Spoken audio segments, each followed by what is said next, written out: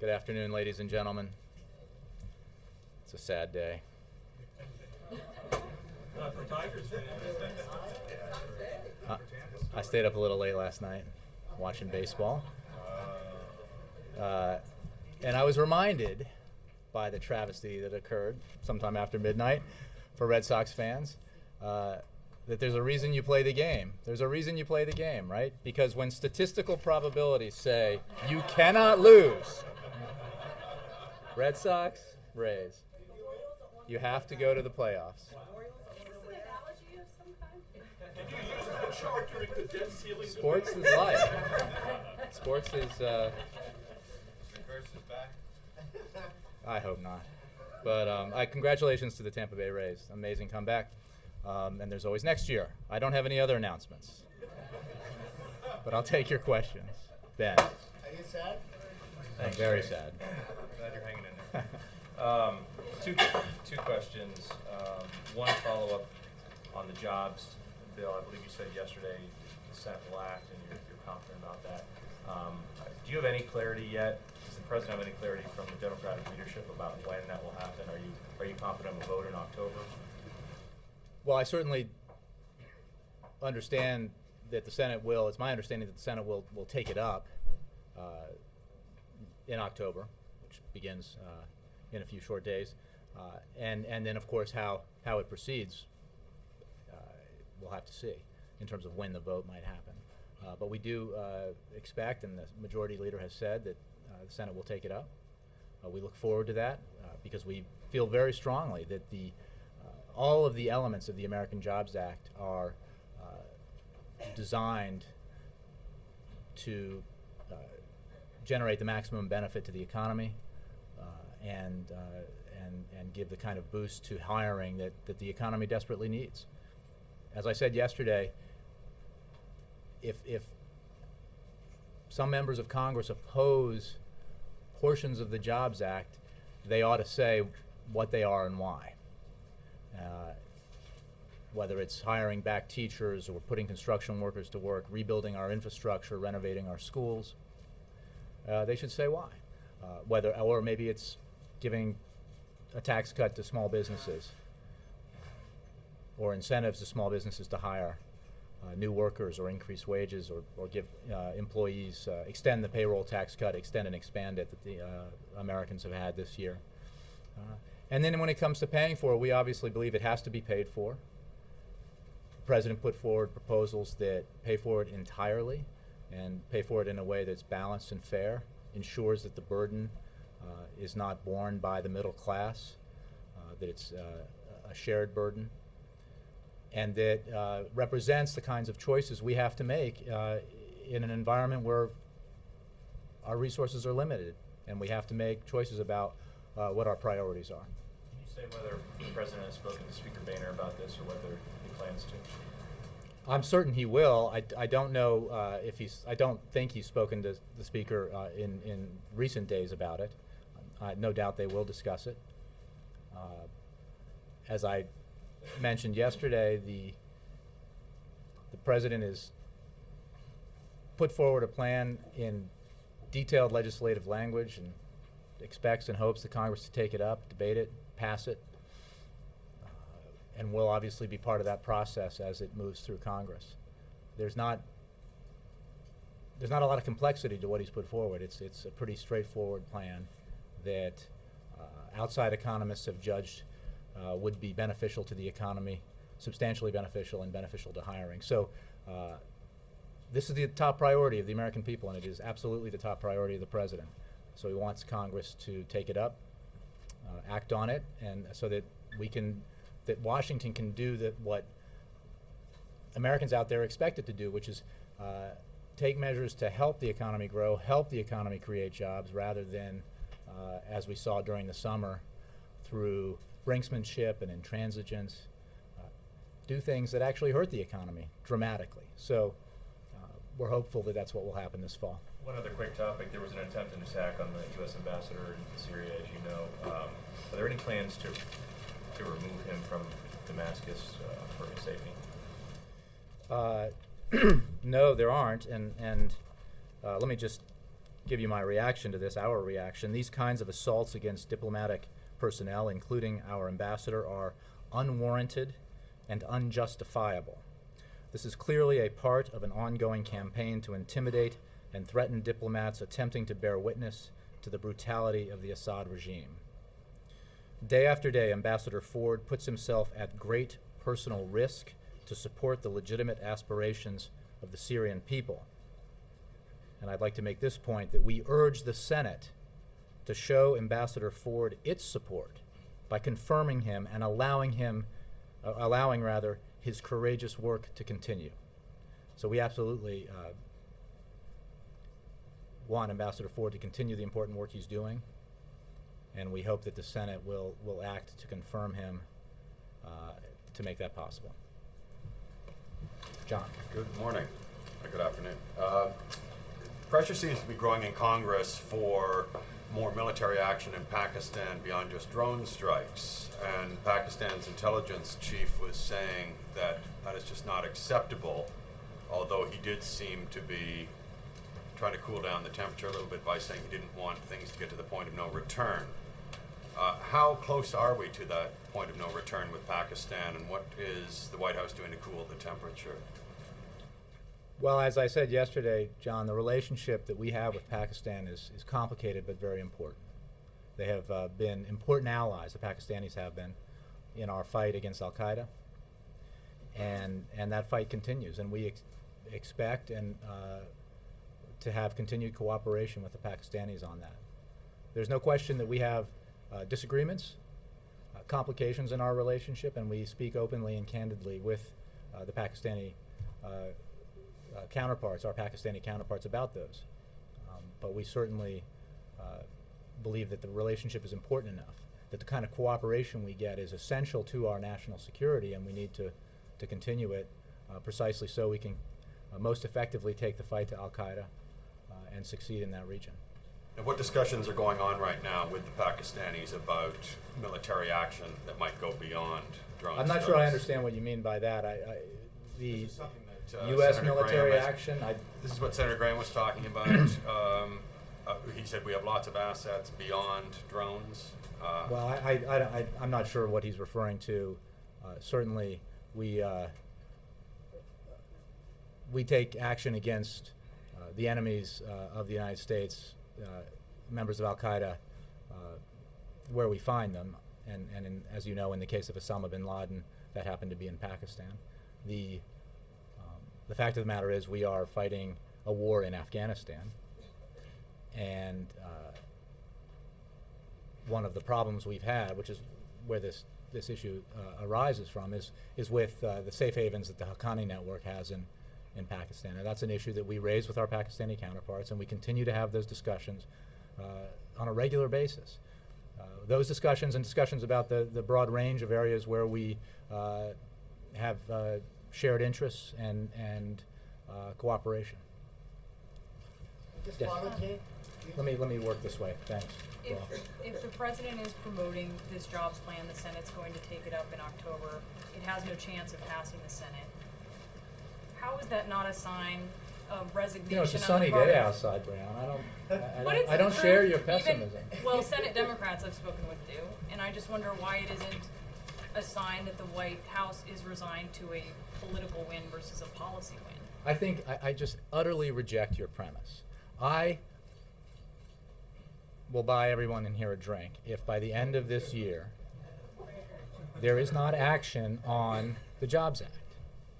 And Congress has to take, Congress will have a lot of explaining to do. Members of Congress will have a lot of explaining to do when they go home for the end of the year recess if they've done nothing to address the urgent need to help our economy and create jobs. And not because the president's saying so, or certainly not because I'm saying so, will the Congress take action, but because their constituents are demanding it. So as we discussed yesterday here, we believe that the entirety of the American Jobs Act should be voted on and passed in full, and the president would sign it, of course. If as the discussions we've had from the very beginning, if Congress were to pass portions of it We obviously support all the elements, all the pieces of it. The president would sign each portion as it came to him and then demand that the rest come his way. And if it doesn't, make clear what is blocking the passage of those measures that the American people support. So I just think the premise of your question is wrong. I think that the Senate will act, and we expect the full Congress to act. But not No, I just think, that I would be very surprised if Congress takes no action to help boost economic growth or accelerate hiring before the end of the year recess. It just almost inconceivable to me. Now, I did show a chart that demonstrates that the inconceivable can happen in sports and in politics, but I would be surprised. My premise isn't that nothing will happen. I mean, obviously there are some areas of agreement between the two sides, but the White House obviously is prepared to hit Republicans if the entire thing isn't passed or all of the provisions in it are not passed, and that's not expected to happen. If you're, again, this goes, well, so what you're saying is, like, is your question, do we expect all of it to be passed? No, We hope, and that's what we're arguing for, that's what the president's out there making a case for. But again, I think I've addressed the question because it's been asked about specific elements. If the tax cut, the payroll tax cut expansion came to him, would he sign it? Well, he obviously wouldn't veto something he very much supports as long as it's paid for in a responsible and balanced way. And same with each element, the infrastructure investments or the money to hire teachers. And each element that he supports, he would obviously sign because he thinks it's important for the economy. But he would then ask, where's the rest? Yeah, my point is knowing the reality that all of the provisions won't be passed, but still pushing for it. The fact that the president and the speaker aren't even talking. I mean, that's sort of depressing if you're someone sitting at home without a job. There's a shiny little ball that people are, I guess, want you guys to focus on here. That somehow that there have to be negotiations. When in fact, in the summer it was, where's the president's plan? That shows you're not serious because we don't have a written plan. Well, okay, now you guys have reams of paper and written plans. And now the question is, where's the meeting? Well, there will be, I am sure, discussions and conversations and negotiations as this process moves forward. But there is a written piece of detailed legislation in legislative form called the American Jobs Act that Congress can act on and will take up.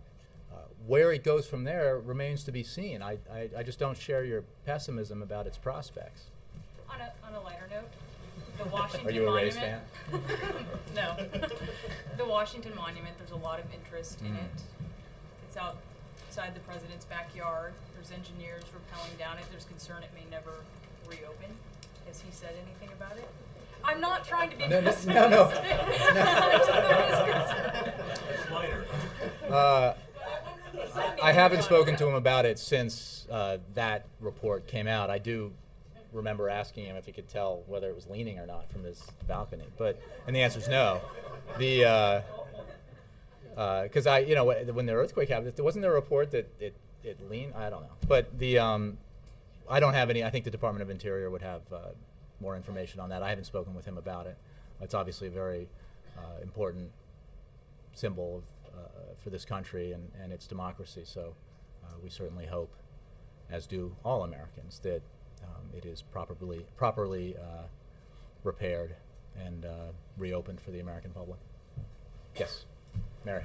Forgive me if you've addressed this already, but can you explain what the president meant when over the weekend he told the Congressional Black Caucus that it was time to stop complaining, stop grumbling, stop crying, and we've got work to do?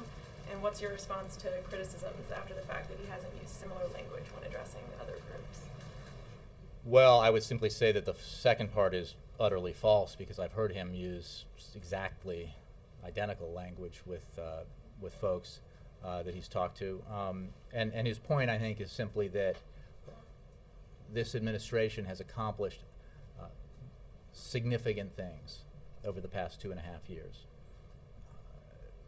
in the face of incredibly challenging obstacles, beginning with the kind of economic collapse this country hasn't seen since the 1930s. among those accomplishments are obviously a health care bill, law, that was passed that will provide insurance for 30 million uninsured Americans, an accomplishment that was 100 years in the making. 100 years of effort here in the United States that failed until this president, working with Congress, was able to pass it. That's an accomplishment. There are certainly people who support health care reform very passionately, who feel that it wasn't perfect. And I think his point, the point that he's making, is that we cannot let perfection, the failure to reach absolutely get everything that we want, shadow or overshadow the fact that great things have been accomplished, and so much more work needs to be done.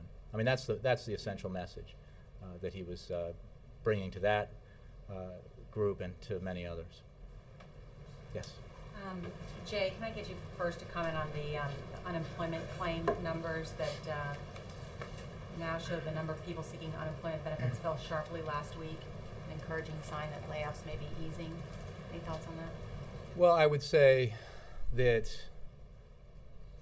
there's always a lot of volatility in the weekly numbers, and so we don't react much to 1 week's results.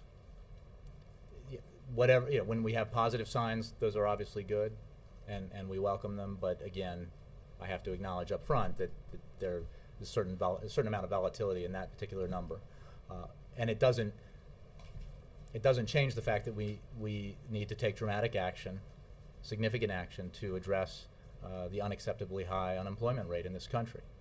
That's why the president is out pushing Congress to pass the American Jobs Act. As you know, reputable outside economists have said that if it were to pass in full, it would significantly boost employment in 2012 and economic growth. So while that may be a good sign, and good signs are good things, we don't put a great deal of stock in one figure from 1 week. The Vice President gave a radio interview this morning. He says it's not relevant to blame the Bush administration for the current economic problems, and said, quote, "What's relevant is we're in charge." Does the President agree with that this administration owns the economy, owns the blame for it? Well, that's not what the president said. I mean, the vice president said. He didn't say that the blame for it is owned. But what he absolutely said is that most Americans want their elected officials in Washington, all of them want their elected officials in Washington to act to improve the situation. That's what this president and this vice president have been doing since the day they were sworn in, and what they will continue to do. As a political matter, well, as a matter of basic fact, they're in power and they're responsible for taking actions to improve the economy. That is indisputable, and something the president and the vice president believe very strongly. It is also true that Americans understand, as data show, that the dramatic economic crisis that we've experienced dug a very deep hole that will take will take a long time to climb out of, and I think Americans understand that. The Vice President also said it's totally legitimate that the election will be a referendum on Obama and Biden and the nature and state of the economy. Do you agree it will be a referendum on the president? Well, I think, again, what he said is that it will be, it's legitimate, and I think every elected official who's running for office in 2012 will run on his or her record. And this president and vice president will run on their record of saving the American economy from a Great Depression, of reversing the kind of dramatic contraction in the economy and dramatic job loss that we saw, and beginning to build a foundation for the kind of competitive economy that we absolutely must have in the 21st century for us to succeed and for America to continue to be the kind of America that we want it to be. So just to put a finer point on it, the President is okay if this election is a referendum on his progress on the economy? The President fully expects that when people cast their ballots in November of 2012, that they will be making their decisions based on their assessment of his record, what he's done, what he's accomplished, and obviously comparing that and what his vision is for the future, which is critical as well for where he wants to take the country going forward, and comparing that to whoever is the candidate for the Republican Party. So the answer is yes. It's more than that, but yes. Wendell. Chamber of Commerce and a bunch of other groups, business groups, called for the super committee to go big in its deficit reduction plan. Joining the president. Including a reform of the tax code. Do you take them seriously at that? Do I take their calls for Chamber calls seriously. Well, yes, sure. I think that many people in Washington and all around the country recognize that that a grand bargain, if you will, at least in size, if not in name, is what we should be hoping to achieve. That's why the president put forward a plan that substantially overshoots the mark in terms of the target that the supercommittee is legislated to have to achieve, because he believes that you need to have a significant, all told, when you take the $1 trillion in savings from the Budget Control Act, plus the savings from his fiscal plan that he put forward, when you get into the $4 trillion range, you are achieving the kind of reduction in deficit and balance between debt and GDP that really should be the goal, that addresses the problem for a decade. Short of that, you don't chip away at that ratio in a way that has that kind of maximum benefit for the economy. The call for tax reform, however, seems to preclude the idea of taxes going up for anybody. Is that serious? Well, let me just start by saying I haven't examined their call or proposal in any specificity. What I think most people believe who look at this on the issue of tax reform is that you need to close a lot of loopholes and eliminate a lot of special privileges that have benefited greatly those organizations or groups or sectors of the economy or society who are able to pay lobbyists to get special benefits written into the law. So in terms of how if you're saying that they're saying it should not produce revenue, the president obviously believes, as you know from the proposal he put forward, that we need to close loopholes as well as generate revenue to help bring down our deficit. The idea of tax reform without the tax bill increasing for some people or businesses. I'm not going to get into, because you're talking about individual reform, corporate reform. These are related but different ideas, and I don't have, not having had the benefit of having read the Chamber's statement or proposal. I'm out on thin ice here, so I don't want to comment too much. The Energy Department is making the last of its loan guarantees under the Recovery Act this week. The program ends tomorrow. Did the president, in light of Solyndra's bankruptcy, request that the vetting be especially tight this week, especially rigorous? The process at DOE, what has been evaluated and improved and over the course of the whole time that we've been in office, is merit-based, and it's done. It reflects extensive due diligence on the projects that you're referring to, the new solar generation, large-scale solar generation facilities that received loan approvals. And those projects are part of a broad portfolio of loans that is putting people to work and making a contribution, achieving key administration policy objectives like doubling electricity generation from renewables like wind and solar during the president's first term. So no more rigorous due diligence in light of Solyndra. The nature of the process at the Department of Energy, I would think, would be best described by those over there who are most familiar with it. It is rigorous, it is merit-based, and it has been adjusted over time, not in the last, not because of anything in the last several weeks, but over time to improve it, as is true of all kinds of programs that this administration administers. And one more, if I could, can you respond to the ABC report that people who were involved in fundraising in the president's campaign were also involved in decision-making on some of these loans inside the Energy Department? I didn't see an ABC report. Wendell, I think hold on a second. 3 prominent fundraisers. I would have, I'm sorry. sorry, hold on one second. I know I have that here. Again, I didn't see the ABC report, but you know, it's my understanding, at least with regard to the gentleman you just mentioned, that he had no connection to overseeing the loan guarantee program. Yep. Thanks, Jay. Going back to the criticism that the president has gotten from some within the African American community, why do you think he's failing to resonate and in some cases angering some leaders within the African American community? Well, I just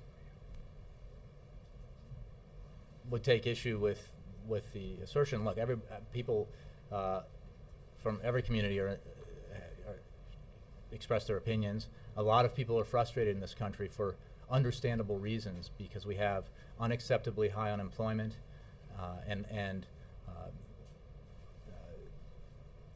not a growth that's not strong enough to drive the kind of growth and employment that we need. So there's a lot of economic anxiety and frustration, and I think that's reflected across the board, and it's understandable. And it's why this president is so focused on getting the American Jobs Act passed, because he knows that is the #1 concern of the American people. But the recent criticism hasn't been necessarily about the economy. Tavis Smiley said, you know, in light of the CBC comments that the president made over the weekend, why does he get to speak to black folks like that? I mean, that's a very different type of criticism. You know, I just addressed this question, and the quote that I think, Mary, you read to me, right, was I have heard him make similar comments to all sorts of different groups that have heard him speak. So his point is that we have made tremendous progress towards some very hard to achieve goals, and we're continuing to make progress. An example is on the environmental front, for example.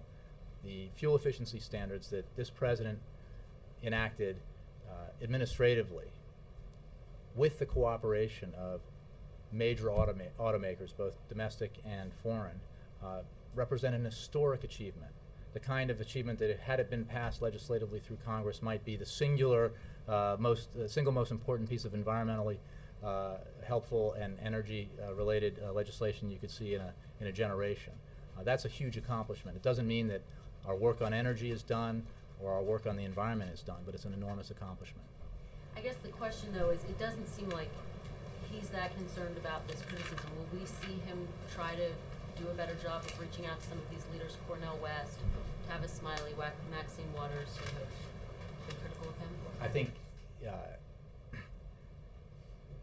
there are individuals in every community who might be unhappy with a political leader. The fact is, the president is the president of the United States of America and all of the American people, and he is working on their behalf to improve the economy, to take measures to help the economy create jobs, to protect the American people, defend the United States' national interests here and abroad. And that's what he wakes up every morning worried about. There are critics from all corners when you're president, and that's a fact of life. Turning to the super committee, they've met a few times but haven't briefed reporters yet. Has the president been in contact with the super committee? Is he aware of what's transpired at these meetings? I haven't had that discussion with him. It's certainly possible he has spoken to individual members. I don't know specifically about super committee matters, but he may have had discussions with individual members. But I say may have because I don't know of any specific ones. I just don't want to rule out that he's spoken to anybody on the super committee, and then when I walk out of here, somebody remind me that he spoke to Senator so-and-so yesterday. Is the administration at all concerned that there hasn't been enough transparency at this point in the process? I haven't had that. I haven't heard that concern expressed internally.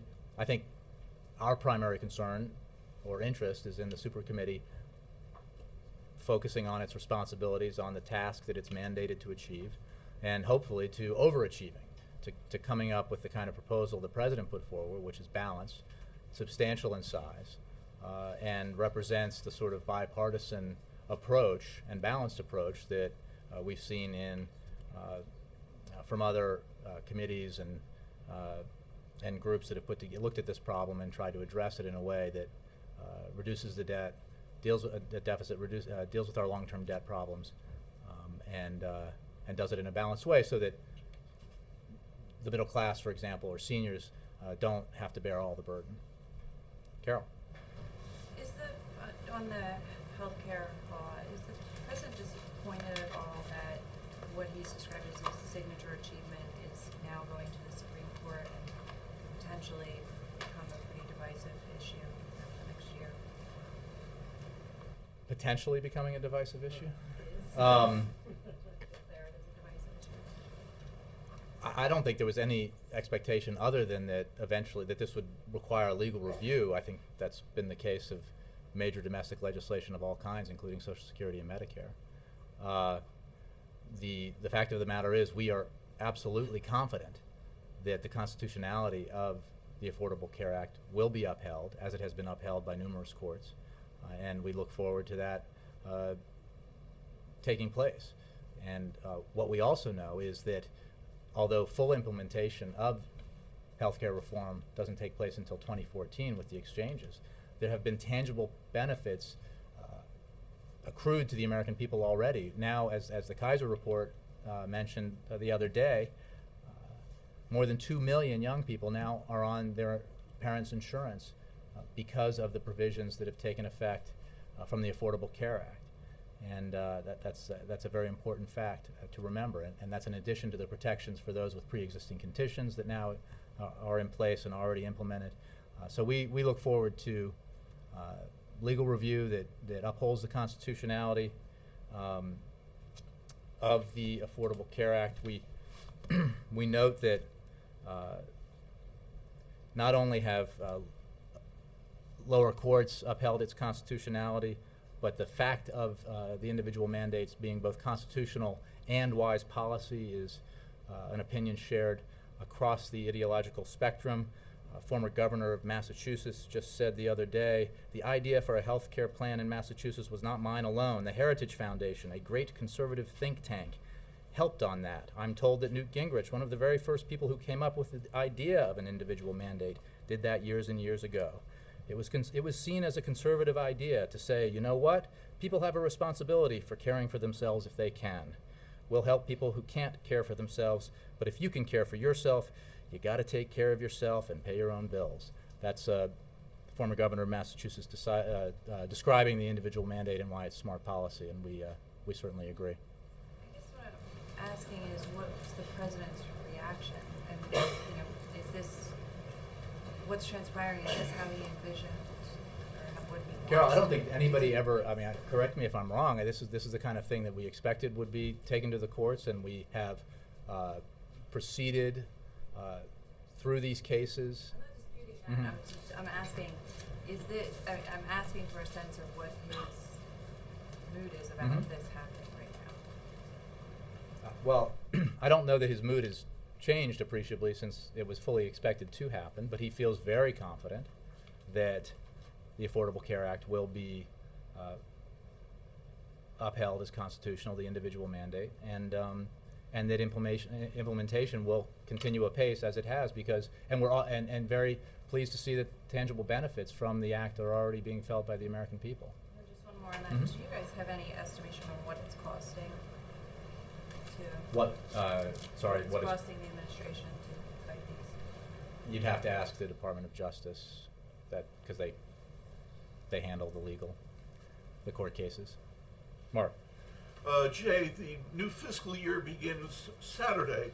President Obama will have to sign a 4-day extension, CR, and then he'll have to sign a 6-week extension.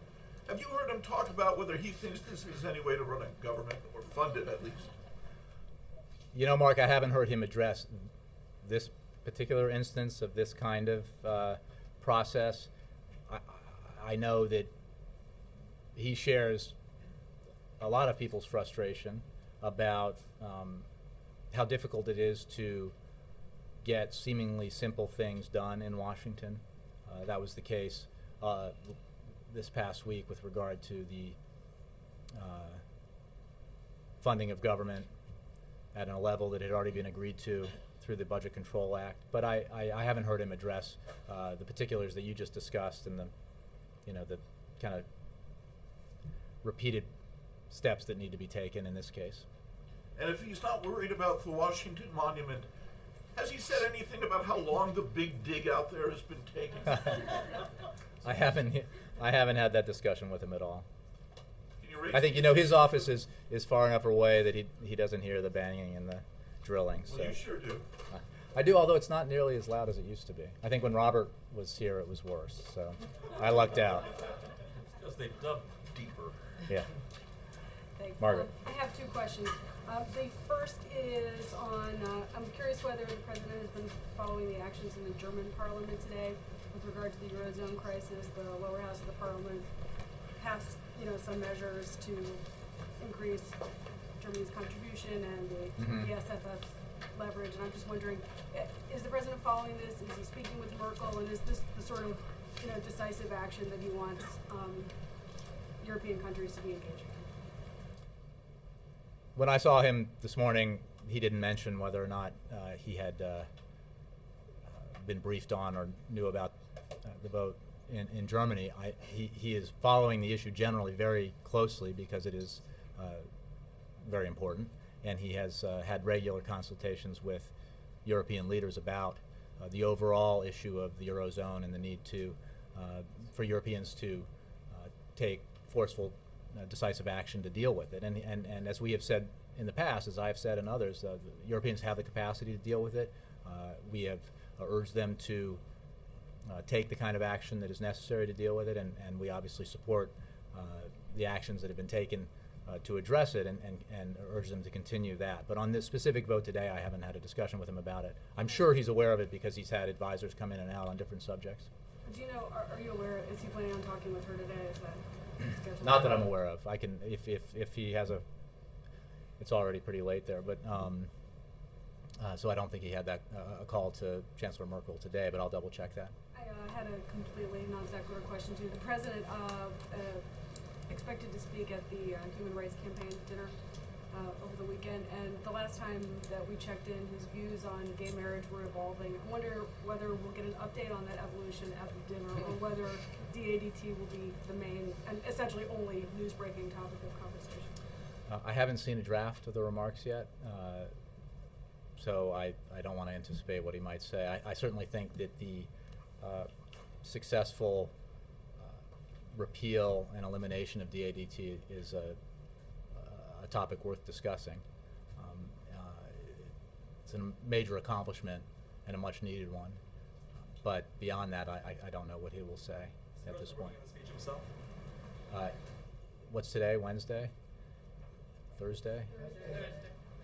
Probably not till tomorrow. I'm thinking about cycles here. Probably he will, definitely.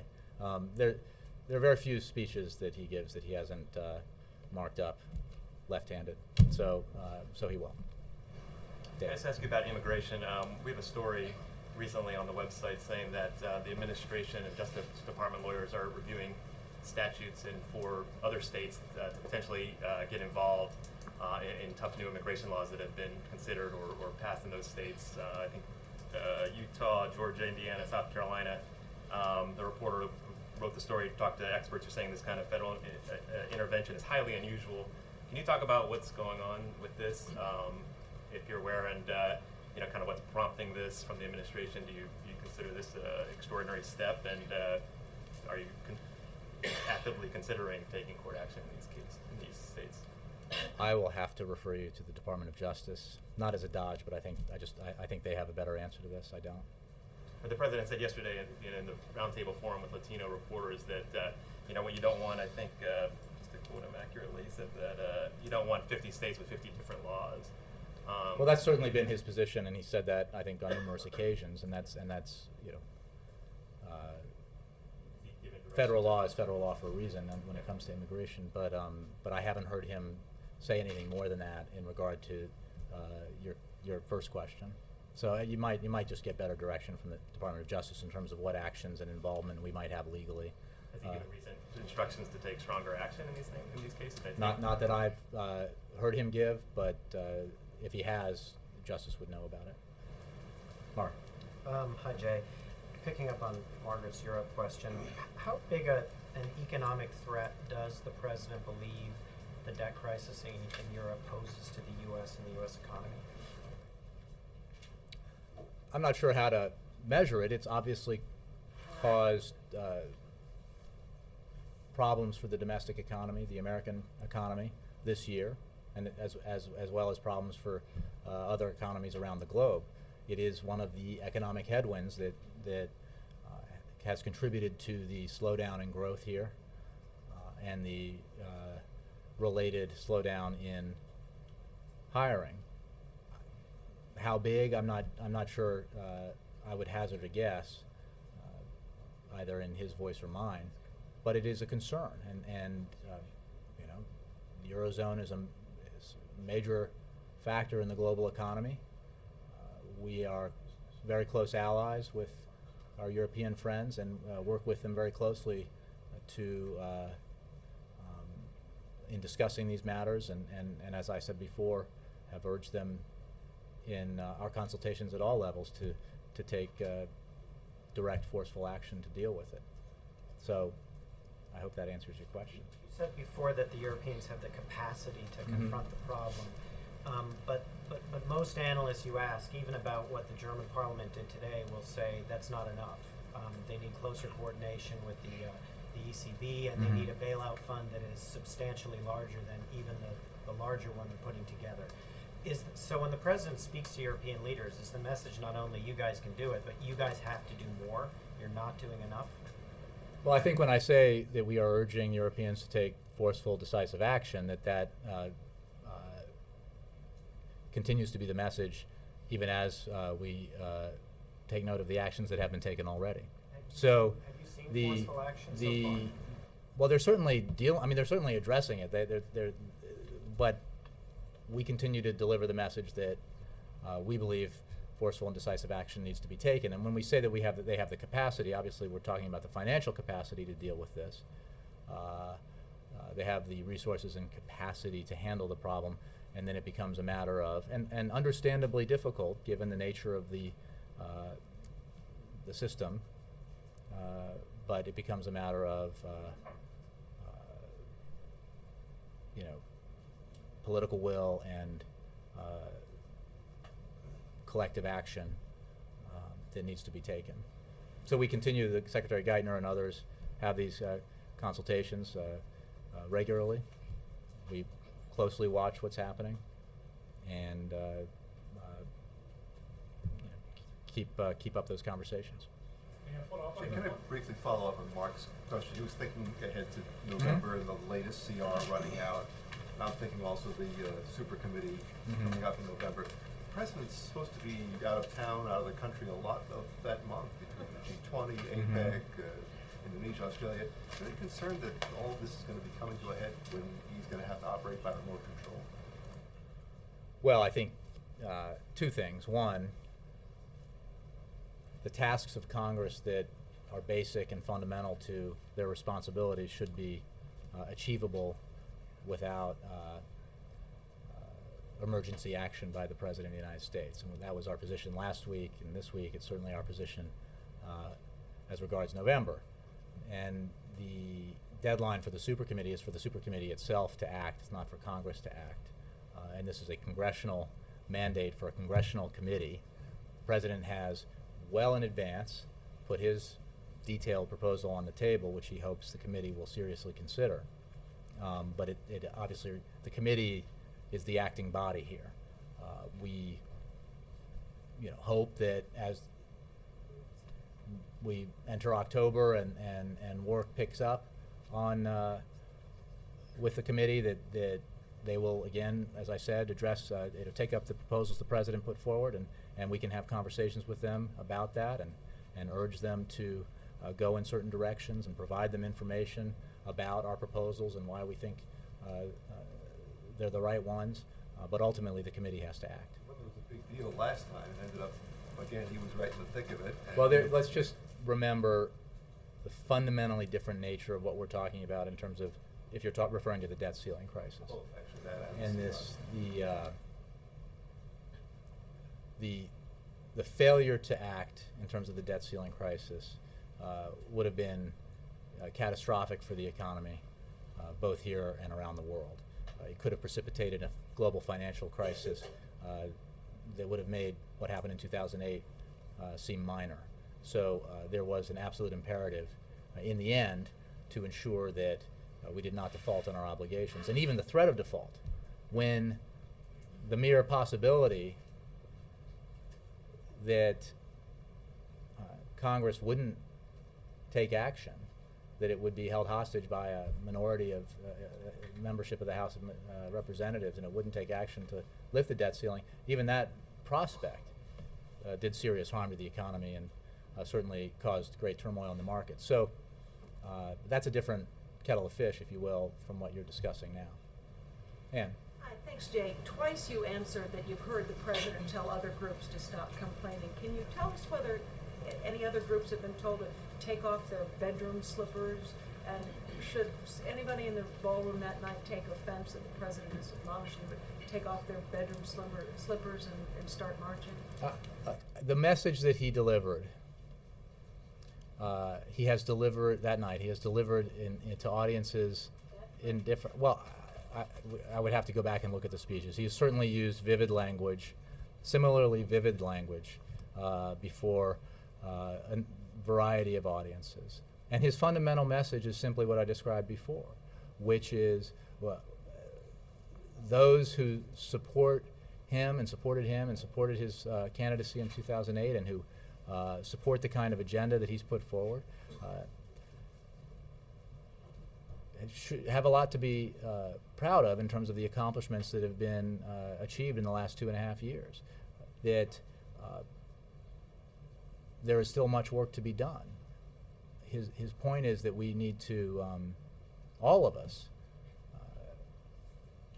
though it's you know, the challenges we face are enormous and we have setbacks, that we need to keep fighting, keep struggling, keep moving forward to move the country forward, the economy and employment and all the other things that he's pressing for. So again, that is the same message he's taken elsewhere. I can't answer your question about exact phrases because I don't have all the speeches in front of me. Use the phrase bedroom slippers. So I'm not careful. I just don't know if he's said it before or said it since. I'm sorry, he said it in that context. I haven't talked to him about that phrase. Yes. Jay, now that the president's made his decision about the No Child Left Behind waivers, is there still work being done to reauthorize or work out an agreement on a reauthorization of elementary and secondary education act? That's a question I might have to take. I mean, it's as the president made clear and Secretary Duncan had made clear, we had been working with Congress on this for a long time. The long time that Congress had to take action because Congress couldn't act. The president did to move this program forward, to allow for the waivers that are provided to states in exchange for meeting very high standards. So I will get back to you in terms of what work we're doing now with Congress, continuing on in the possible reauthorization field. But the decision by the president was to act because Congress had not. Yes, April. Getting back to the issue of jobs. What happened? Weren't you over there earlier? I was. Okay. I had a cough. Circle A. Thank you. Jay, getting back to the jobs issue, what is the acceptable unemployment rate that this White House would not look at it as a crisis? Well, as a crisis, I would hesitate to use that term to describe our disposition in terms of does a crisis end at 4.9%, but is this at 5? I mean, I know that this president believes that he will not be satisfied until every American who is looking for a job can find one. And we are obviously a long way from that. So economists have models about what levels of unemployment represent some sort of economic nirvana. We're focused on taking the policies that and pushing the policies in Congress that will help grow the economy and create jobs. And since we're not in any danger of reaching the point where every American who's looking for a job can find one anytime soon. We're not spending a lot of time thinking about what that point would be. We're just focused on the task at hand. Going back to Saturday night, Mhm. I was there and talked to some congressional leaders off the record. And some were saying, look, you know, the speech was whatever. That's what, quote unquote. But they said at the same time, it's about what have you done for me lately? They're talking earmarks. They're saying, you know, if you want this, you got to give us something. What does the president say? What does this White House say about that? Well, I don't know specifically about what people were asking you about or for in terms of actions the administration or Congress might take. The president's policy proposals are very clear, and they would benefit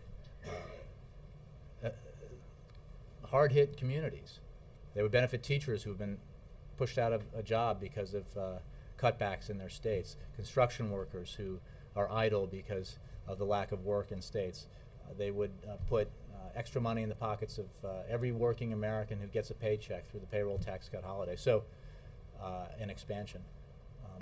You know, I think our position on, you know, narrowly targeted earmarks, if you will, is well known. His goal is to improve the economy for those Americans who desperately need the economy to improve. These were black leaders, black lawmakers who came to me after the speech saying that we understand what's in the American Jobs Act, but when we go back to our communities, they still want more. They want earmarks. Is this administration? You know, I haven't had those conversations myself, and I haven't discussed with our Legislative Affairs Office whether conversations like that have taken place. So I wouldn't want to respond since I'm not all that familiar with them. What do you think about Al Sharpton's march on the weekend that the King Memorial is unveiled on jobs, the issues of jobs? Yeah, what do you think about it? Well, I don't know very much about it, but I think you've probably seen the president focus quite a bit of his energy and time on jobs and the economy. So he shares the opinion of others that we need to take significant action to grow the economy and create jobs. That's why he's out every week in different parts of the country calling on Congress to take action on jobs, because that's the #1 priority. Leslie, and then I gotta go. Yeah. Forgive me if this has been asked before, but I haven't been here for a bit. Has the president had a chance to talk with Bill Richardson since he returned from Cuba, pretty much disillusioned with the way he was treated? And has there been any talk about revisions to the administration's Cuba policy? On both, I'll have to take. I don't believe he's spoken to Ambassador Richardson, but I have to check, and I haven't heard any discussion of that, but I'll check on that as well. Thanks, everybody. Pastor Nardakani, do you have a statement on Pastor Nardakani? I believe, yeah, didn't we put one out? Yeah, just went out. Would you be able to, you know, so we can have it on tape? You want me to read it? Do I have it here? I may not have it. You need the audio. Radio needs audio. We're big on audio. Remember radio. Somebody read it. Let me find it here.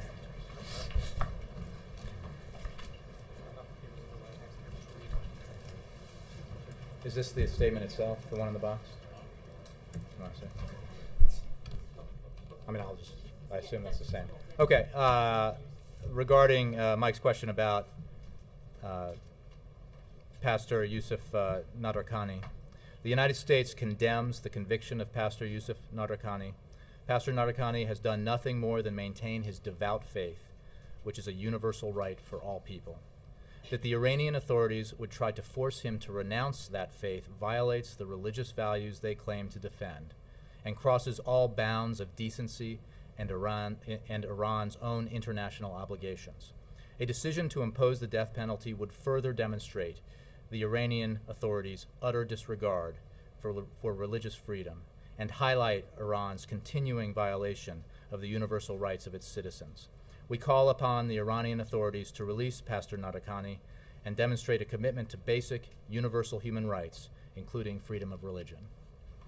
You bet. Thanks.